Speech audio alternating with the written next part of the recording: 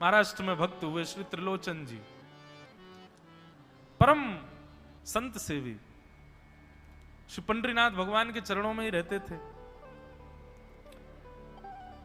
पति पत्नी दोनों निवास करते थे, उनके कोई संतान नहीं थी, तो इसलिए उन्होंने जीवन भर क्या नियम अपनाया कि जो भी धन आदि उनके पास था, जो भी वैभव था, उन्होंने वो पंढरपुर आने वाले वैष्णवों की सेवा में खर्च करने का उसका मन बनाया कि यहां इतने दर्शनार्थी आते हैं, सबका भोजन प्रसादी सामग्री हमारे घर में बना करेगी। तो श्री त्रिलोचन जी पंढरपुर आने वाले दर्शनार्थियों को घर बुला करके प्रेम से भोजन पवाते थे, और जितने भी दर्शनार्थी दर्शन करके पंढरपुर से जाते थे वो अन्य संतों को कह देते, बोले कहां जा रहे हो? बोले पंढरपुर जा रहे हैं। बोले भैया पंढरपुर जा रहे हो तो त्रिलोचन जी के यहां जाना, उनके यहां भोजन प्रसादी बहुत बढ़िया संतों के अनुकूल बनाते हैं। बड़ी ख्याति हो गई महाराज जी, अब तो जितनी भीड़ पंढरपुर विठल मंदिर में उतनी भीड़ त्रिलोचन जी के घर के बाहर संतों की, दर्शनार्थियों की, सब प्रसाद पाने के लिए जाते। त्रिलोचन जी और उनकी पत्नी बड़े प्रसन्न कि इतने संतों की सेवा हम कर पा रहे हैं, ये हमारा सौभाग्य है। धीरे धीरे दोनों वृद्ध अवस्था को प्राप्त हो गए। दोनों वृद्ध हो गए तो अब इतनी सामग्री बना नहीं पाते, कोई सेवक नहीं था, स्वयं बनाते थे पति पत्नी मिलकर के। अब तो ऐसा हो जाता, कभी कभी दाल लग जाती, जल जाती, रोटियां सेकते तो रोटियां जल जाती। वृद्ध अवस्था, थक भी गए थे बहुत ज्यादा, तो प्रसाद पवाते तो थे, संत जन बेचारे प्रेम से स्वीकार तो करते, पर अब स्वाद नहीं होता था, तो बेचारे जैसा था उसको पाते, थोड़ा बहुत पा करके चले जाते। धीरे धीरे संतों का आगमन अब कम होने लगा। त्रिलोचन जी इस बात से बड़े परेशान हो गए, बोले भैया संत हमारे घर से आना बंद हो गए, हम क्या करें? तो श्री त्रिलोचन जी महाराज ने यमन बाहर एक बड़ा सा कुछ होर्डिंग जैसा लगा दिया, उस पर लिख दिया कि अंदर कोई संत सेवा आदि के लिए एक सेवक की आवश्यकता है, अगर किसी के अंदर सेवा भाव हो तो वो आकर के भीतर संपर्क करे। बंधुओं एक बात सदैव याद रखना, संत सेवा, ब्रजवासी सेवा, गौ सेवा, इन सब सेवाओं के प्रकल्प में यदि आप सेवक की कामना करोगे तो कहीं ना कहीं किसी ना किसी रूप में ठाकुर जी आएंगे सेवा के लिए। श्रीमद् भागवत में वर्णन आता है कि नंद यशोदा सब जगह जाकर के कहते थे कि गैयाओं की सेवा हो, ब्रजवासियों की सेवा हो, इसके लिए हमको एक लाला हो जाए। इसीलिए ठाकुर जी उनके लाला बनकर के आए ताकि संत सेवा उनके यहां हो सके। त्रिलोचन जी ने बाहर लिख दिया कि भाई संत सेवा के लिए सेवक की आवश्यकता है, यदि कोई सेवा भावी सेवा करना चाहता है तो भीतर आके संपर्क करे। अब यह बोर्ड पढ़ लिया हमारे श्री पंडरीनाथ भगवान ने, और श्री विठल भगवान एक छोटे से बालक का रूप धारण करके त्रिलोचन जी के यहां पहुंच गए। त्रिलोचन जी के यहां पहुंचे, त्रिलोचन जी बैठे थे। बोले साहब जी, आपने बाहर लिख रखा है संत सेवा के लिए यदि कोई इच्छुक हो तो भीतर आके संपर्क करे, मुझे सेवा करनी है। त्रिलोचन जी और उनकी पत्नी देखें, बोले कितना छोटा सा बालक है, कितना प्यारा है, ये तुम्हारे माता पिता नहीं है? बोले होंगे तो पता नहीं, मुझे तो पता नहीं, मैंने कभी देखा नहीं अपने माता पिता को, मैं अकेला ही हूं, ना मेरे कोई भाई है, ना कोई मेरे मित्र है, ना मेरे कोई बंधु है, ना मेरे माता पिता, मैं अकेला ही हूं। त्रिलोचन जी की पत्नी को तो इतनी दया सी आ गई, अरे राम राम, बेचारा अकेला बालक है। अच्छा चलो ठीक है, तुम यहां सेवा कर लेना, लेकिन कुछ नियम है उनको सुन लो। सबसे पहले तो अपना नाम बताओ, तुम्हारा नाम क्या है? विठल भगवान ही थे वो, तो छोटे से बालक के रूप में गए थे। बोले मेरा नाम है अंतर्यामी। त्रिलोचन जी बोले नाम सुनकर के तो ऐसा लगता है जैसे सच में अंतर्यामी है क्या? अच्छा बेटा अंतर्यामी, सेवा करोगे? बोले ये सेवा करना तो मेरा जन्म जन्मांतर का काम है, मैं यही तो करता हूं। संतों की सेवा करना, वैष्णवों की सेवा करना, भक्तों की रक्षा करना, ये मेरा जन्म सिद्ध अधिकार है, मैं इसी के लिए ही आता हूं। त्रिलोचन जी और उनकी पत्नी एक दूसरे का मुख देख करके बोले, नेक सा बालक है, लेकिन बोलता कैसे है? ठाकुर जी तो सत्य ही बोल रहे थे। बोले अच्छा, सुबह एक सब्जी बनानी पड़ेगी, दाल बनानी पड़ेगी, और हमारे यहां लगभग 100-150 संत आते हैं, उनके हिसाब की रोटी बनानी पड़ेगी, और सब बेटा तुमको करना पड़ेगा। हम थोड़ा बहुत सहायता कर देंगे, हमसे ज्यादा बनता नहीं है, तुमको ही सब सिद्ध करना पड़ेगा। अंतर्यामी भगवान बोले बिल्कुल निश्चिंत रहो, हम खीर भी बनाएंगे, हम रबड़ी भी बनाएंगे, हम रायता भी बना दिया करेंगे, हम 2-4 सब्जी और बना दिया करेंगे। त्रिलोचन जी बोले नेक सा बालक, सब जानते हो तुम? बोले हाँ, हमको सब आता है, दुनिया का कोई काम नहीं जो हमको नहीं आता हो, और सुनिए झाड़ू पोंछा बर्तन भी कर देंगे हम। त्रिलोचन जी तो बड़े खुश हो गए, बहुत बढ़िया सेवक मिला यार, ये तो सब काम करता है। लेकिन भगवान बोले लेकिन अब हमारी शर्त सुनो। त्रिलोचन जी बोले तुम्हारी भी शर्त है? बोले हाँ। क्या शर्त है भैया? बोले हमारी पहली शर्त यह है कि हम दुनिया को बना के खिलाएंगे, लेकिन हमको आपको बना के खिलाना पड़ेगा, हम अपने हाथ का बना नहीं पाते, हम आपके हाथ का बना। और ये वास्तविकता है, ठाकुर जी पूरी दुनिया को पवाते हैं, लेकिन स्वयं भक्त के हाथ से बना ही पाते हैं। स्वयं क्या पाएंगे?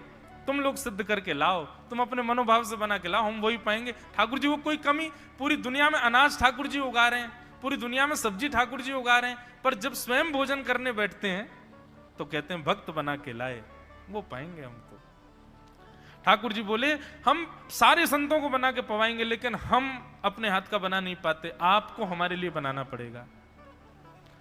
त्रिलोचन जी की पत्नी बोली छोटा सा बालक, इसका आधे हाथ का तो इसका पेट है, एक रोटी में झिक जाएगा ये, इसके लिए मैं बना दिया करूंगी।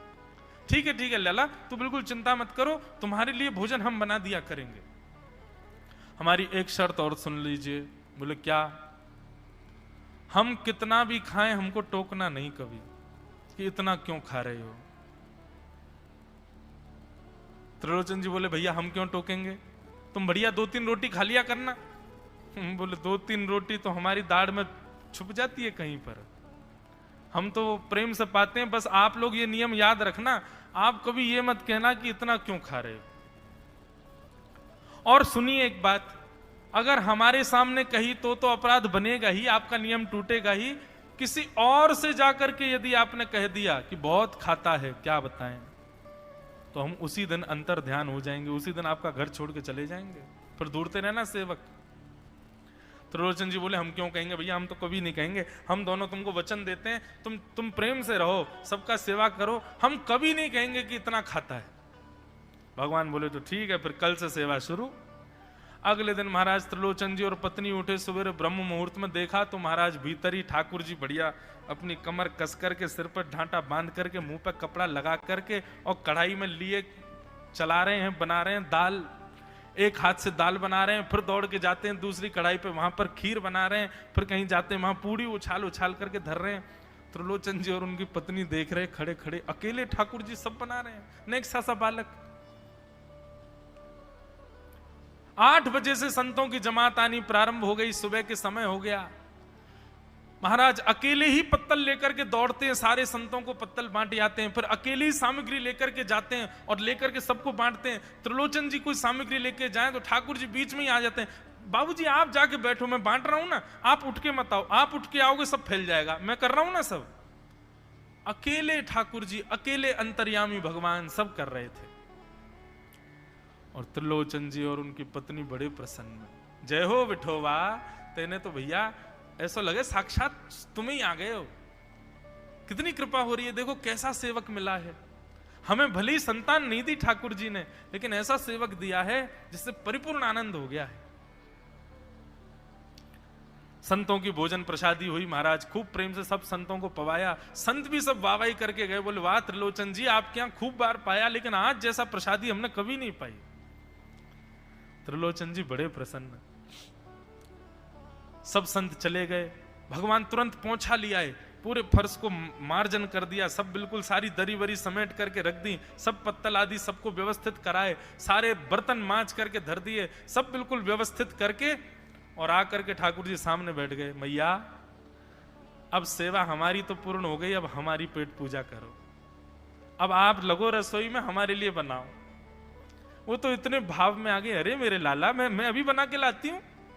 सुंदर सुंदर सब्जी बनाई, सुंदर रोटी बनाई, सुंदर खीर बनाई, थोड़ी थोड़ी एक एक दोना, दो दोना मान लो सब्जी बनाई, दो दोना खीर बना दी, 10-5 पूड़ी बना दी, ठाकुर जी की बढ़िया थाली लगाई, थाली लगा करके सामने धर दी। अंतर्यामी भगवान बैठ गए, प्रेम से पाने लगे, पाते जाए महाराज, वो तो खाते जाए, खीर उठा करके पी जाए, सब्जी उठा के पी जाए, और लाओ मैया भूख लगी है, जल्दी लाओ। 10 की 10 पूड़ी एक बार में चट और लेकर के आई, बेचारी देती गई, 10 की पूड़ी और धरवा ली, फिर उनको भी पा गए। अब मैया ने इतनी सामग्री बनाई थी, बोले मैया भूख लगी है, जल्दी जाओ, आटा मारो, फिर से सेको, बढ़िया लेके आओ सामग्री, आपसे हमने कही थी कि आपको हमको पवाना पड़ेगा। नहीं नहीं नहीं बेटा, तू बिल्कुल बैठो रहे। अरे भैया मुझे तो लगी नेक्स्ट 100 पेटया को, ये तो कुआ है पूरा, कितना डाल दो भरे कोई ना। महाराज आटा मारते मारते शाम हो गई, शाम तक ठाकुर जी पाते ही रहे और खूब पेट भर के पाया। महाराज एक आसन पर अखंड 4 घंटा बैठ करके भोजन किया, और भोजन करने के बाद ठाकुर जी बोले ठीक है सेठ जी, अब आओ, लाओ तेल ले आओ, आपकी नक मालिश कर दूं, आपकी नक सेवा कर दूं, आप थक गए होंगे। त्रिलोचन में नहीं इसकी नहीं नहीं क्यों नहीं है, तेल लेकर के उनकी मालिश भी कर दें। इस प्रकार चले। त्रिलोचन जी की पत्नी बेचारी पहले दिन तो कुछ नहीं बोली, दूसरे दिन भी कुछ नहीं बोली, तीसरे दिन उसके मन में आया, बोले ये क्या कर लिया हमने, सुबह जितना भोजन बनना चाहिए उतना तो ये अकेला ही पाता है, सुबह संतों का ये बना देता, पर शाम को इसके लिए जितना बनता वो संतों के बराबर ही बैठता है पूरा। त्रिलोचन जी कहते नहीं नहीं तुमको याद नहीं, उसने कहा था कभी कहना नहीं है ऐसा। बोले हाँ नहीं नहीं मैं ध्यान रखूंगी, नहीं कहना है। लेकिन अंतर्यामी भगवान तो खूब प्रेम से घर के सारे काम कर रहे हैं उनके। महीना 1.5 महीना बीत गया, खूब आनंद से सेवा चल रही थी। एक दिन त्रिलोचन जी की पत्नी पड़ोस में किसी के पास बैठी थी, तो पड़ोसी तो होते ही हैं सब घर के बात बोलने वाले, उन्होंने कह दी, बोले कि आपके घर में तो आजकल बड़ी खुशहाली आ गई है। त्रिलोचन जी को देखा, चेहरे पे कैसा तेज आ गया, लाल लाल टमाटर जैसे गाल हो गए उनके। बोले अरे वो आया है ना अंतर्यामी सेवक हमारा, बहुत सेवा करता है, प्रसादी वगैरह सब वही बनाता है, फिर मालिश करता है उनकी, बढ़िया बढ़िया उनके लिए जूस निकालता है, बढ़िया उनको सब भोजन पानी पवाता है, इसलिए इस वजह से त्रिलोचन जी बढ़िया। वो त्रिलोचन जी तो बढ़िया हो गए, तुम सूख गई हो, तुम इतनी पतली दुबली क्यों हो गई, मेरा दुख कौन जाने। वो सबकी सेवा करता है पर अपनी सेवा मुझसे करवाता है। अरे छोटा सा तो है, ऐसे मटक मटक के जाता है सब्जी लेने, हम तो उसको देखने के लिए खड़े रहते बाहर, कैसे बढ़िया लगता है। कई लोग तो देखने ही आते हैं उसको कि कैसे सब्जी परोस रहा है, कैसे पूड़ी परोस रहा है, कितना सुंदर लगता है। छोटा सा तो है, उसकी क्या सेवा करनी पड़ती है। अरे बहन तुम क्या जानो, 2, 4, 5, 10 किलो आटे की कब कब में रोटियां पूड़ियां खा जाता है चपेट करके, कुछ पता नहीं चलती, पेट है कुआ है समुद्र क्या है पता नहीं चलता है, इतना खाता है इतना खाता है इतना खाता है। 4 घंटे की समाधि पर बैठता है एक साथ, थाली नहीं थाल लगाना पड़ता है उसके लिए, इतना खाता है। जैसे ही कहा इतना खाता है, ठाकुर जी अंतर ध्यान हो गए। शाम का समय, त्रिलोचन जी रोज शाम होते ही बैठते थे, थोड़ी देर कुछ चर्चा आदि करते थे भक्तों की। त्रिलोचन जी ने बुलाया, अंतर्यामी, ओ बेटा अंतर्यामी कहां हो, जल्दी आओ, चलो शाम हो गई है, थोड़ी देर बैठे कुछ सत्संग करें कीर्तन करें। अंतर्यामी नहीं आए, पूरे घर में खोज लिया ठाकुर जी नहीं मिले, रसोई घर में खोज लिया ठाकुर जी नहीं मिले, पड़ोसियों से पूछ लिया नहीं मिले, सब्जी मंडी देख आए ठाकुर जी नहीं मिले, पूरा पंढरपुर देख लिया लेकिन ठाकुर जी नहीं मिले, सब जगह खोज लिया ठाकुर जी नहीं मिले। त्रिलोचन जी बड़े उदास हो गए, पत्नी से कहने लगे पता नहीं कहां चला गया। कहां गया होगा पता नहीं। देवी तुमने उससे ये तो नहीं कह दिया था कि इतना क्यों खाती? बोले नहीं नहीं, मैं तो कान पकड़ती हूं, मैं कभी नहीं कहती उससे। बोले किसी और से तो नहीं कहा था ना तुमने, क्योंकि उसने वचन दिया था ऐसा कहोगे तो मैं चला जाऊंगा। बोले हाँ, आज एक गलती हो गई। पड़ोसी के पास बैठी थी, उससे बात करते करते मेरे मुख से गलती से निकल गया कि अरे उसके लिए तो बहुत बनाना पड़ता है, 10 किलो आटा खा जाता है, इतना खाता है, तो निकल गया था। समझ गए? बोले ओहो, इसीलिए चला गया। उसको पता चल गया कि तुमने कह दिया है, तभी चला गया है। त्रिलोचन जी और उनकी पत्नी दोनों श्री पंडरीनाथ भगवान मंदिर के देहली पर जाकर के बैठ गए। जाकर के ठाकुर जी के आगे हाथ फैला करके कहने लगे, बोले नाथ, हे पंडरीनाथ, आपने हमको संतान नहीं दी, पुत्र नहीं दिया, पुत्री नहीं दी जीवन में। हमने कभी उसकी अपेक्षा नहीं की, हमने कभी आपसे शिकायत नहीं की कि हमको संतान क्यों नहीं दी है। पर नाथ, एक सेवक हमारे जीवन में आया, और जब से वो सेवक आया, हमारे यहाँ संतों की सेवा होने लगी, हमारे यहाँ कीर्तन होने लगा, हमारे यहाँ सत्संग होने लगा, हमारे यहाँ खूब आनंद की उमंग होने लगी। उस सेवक ने हमको आपसे और प्रेम करवा दिया। ठाकुर जी, हम आज आपसे दोनों भीख मांग रहे हैं, हमें कुछ मत दीजिए, आप भी मत मिलिए हमको इस जन्म में, लेकिन हमारे उस सेवक अंतर्यामी को हमको वापस कर दीजिए भगवान। वो जहां कहीं भी हो उसको वापस भेज दो हमारे पास। ऐसा कह करके रुदन करने लगे, नेत्रों से आंसू गिरने लगे, चरणों में प्रणाम करके श्री पंडरीनाथ भगवान को रुदन करने लगे त्रिलोचन जी और उनकी पत्नी। इतने में ही स्वर सुनाई दिया, बाबूजी। अंतर्यामी का स्वर सुनते ही पीछे मुड़ करके देखा तो पीछे तो कोई दिखा नहीं। अरे इधर देखिए, पीछे कहां देख रहे हैं? वापस से पंडरीनाथ भगवान की ओर देखा तो श्री पंडरीनाथ भगवान की जगह ही अंतर्यामी बालक खड़ा हुआ है, सामने खड़े होकर के उनको आशीष दे रहा है। त्रिलोचन जी तो भाव विह्वल हो गए, बोले कैसी कृपा नाथ आपकी। बोले आप ही थे क्या? बोले तो इतनी अच्छी संत सेवा, इतनी अच्छी खीर, इतनी अच्छी पूड़ी, इतनी अच्छी सब्जी, और आपकी जो सेवा, और इतने अच्छे अच्छे सत्संग कीर्तन, ये मेरे अलावा कौन कर सकता है? संतों की सेवा तो मैं ही करता हूं ना। आपने संत सेवा के लिए सेवक मांगा था, इसलिए मैं ही आपके यहां चल करके आ गया।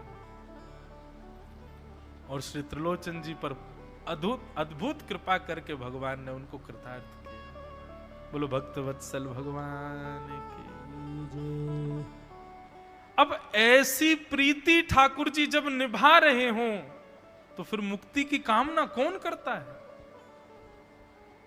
हमें वैकुंठ में जाके ठाकुर जी को नहीं देखना है बंधुओं। हमारा उद्देश्य ये नहीं है कि हम वैकुंठ में ठाकुर जी का दर्शन करें। हम जहां हैं, जिस स्थिति में हैं, जिस अवस्था में हैं, हम ठाकुर जी को वहीं देखना चाहते हैं। हम इसी के लिए भजन कर रहे हैं, इसी के लिए भक्ति कर रहे हैं, इसी के लिए कथा कर रहे हैं कि ठाकुर जी यहीं आओ और यहीं कृपा करके हमको दर्शन प्रदान करो। बोलो भक्त वत्सल भगवान की। श्री सुखदेव जी महाराज कहते हैं, परीक्षित, तुम मुक्ति की कामना मत करो, तुम भक्ति की कामना करो। भक्ति की कामना से यदि जिज्ञासा रत होगे तो इन 7